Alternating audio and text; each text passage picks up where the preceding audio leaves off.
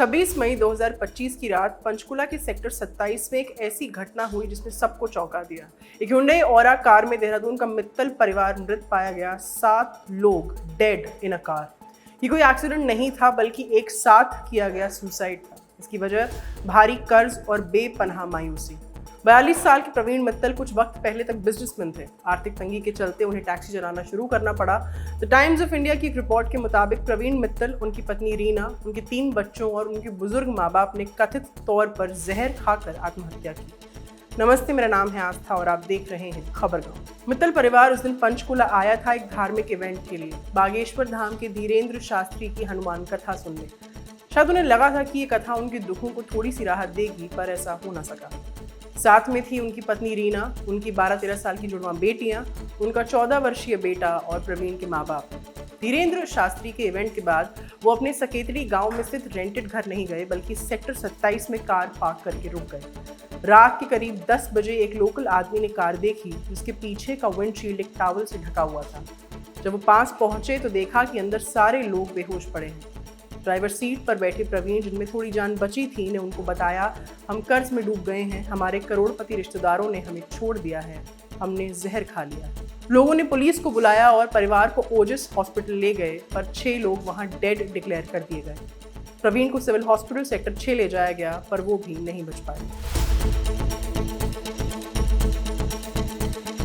Deputy commissioner Himadri Kaushik और DCP crime Amit Dahiya की leadership में पुलिस ने केस को संभाला। पुलिस को कार में उल्टी और एक साइकियाट्रिक दवा की बोतल मिली जो जहर खाने की बात को सपोर्ट करती है।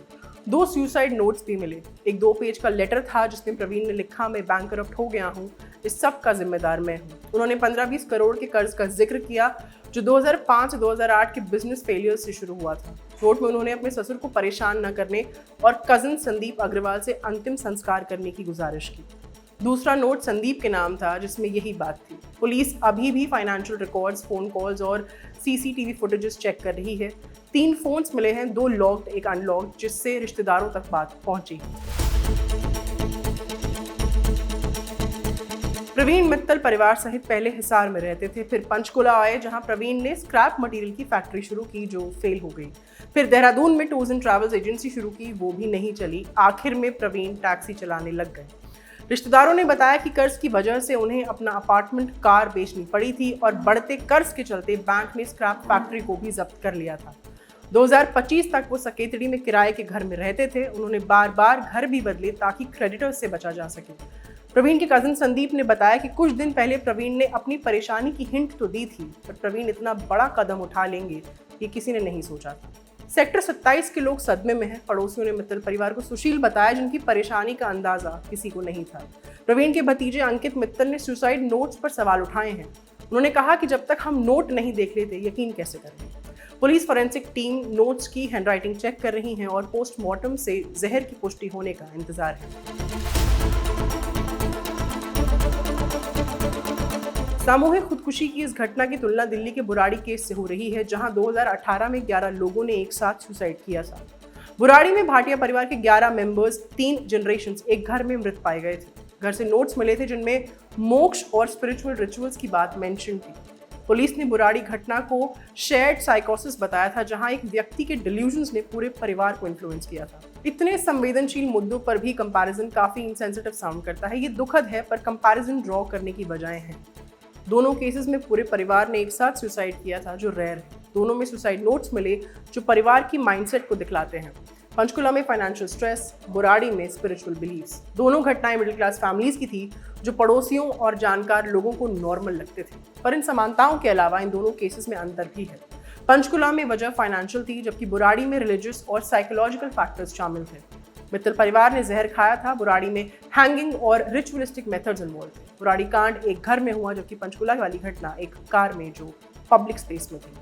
दोनों घटनाएं समाज के लिए बेहद शॉकिंग है। मेंटल हेल्थ, फैमिली डायनामिक्स और सोसाइटी प्रेशर्स से जुड़े अहम सवाल भी उठाती हैं। जो हुआ बेहद दुखद है, पर एज अ सोसाइटी हम क्या कर सकते हैं? शायद अपने स्तर पर वजहें समझ सकते हैं ताकि अपने करीबियों को हौसला दे पाए। चाहे कर्ज हो या गलत बिलीव्स, आत्महत्या सोल्यूशन नहीं। अगर हम भी थोड़े और विजिलेंट और सेंसिटिव हो जाएं तो शायद ऐसे इंसिडेंट्स होने से रोक पाएंगे। अभी के लिए विदा लेती हूँ। अगर आप या आपका कोई जानकार किसी परेशानी में है तो मदद के लिए टेलीमानस पर आप फ़ोन कर सकते हैं। हमारी कंट्री में मेंटल हेल्थ के लिए सरकार की तरफ से एक हेल्पलाइन है जो 24 घंटे सातों दिन अवेलेबल है। इसी हेल्पलाइन का नाम टेलीमानस है और इसका टोल फ्री नंबर इस वक्त आपको स्क्रीन पर दिख रहा है। ये सेवा 20 भारतीय भाषाओं में उपलब्ध है और इसमें ट्रेंड काउंसलर्स मेंटल हेल्थ से जुड़ी सहायता प्रदान करते हैं। अपना ख्याल रखिए और बने रहिए खबरगाम के साथ। बहुत बहुत शुक्रिया।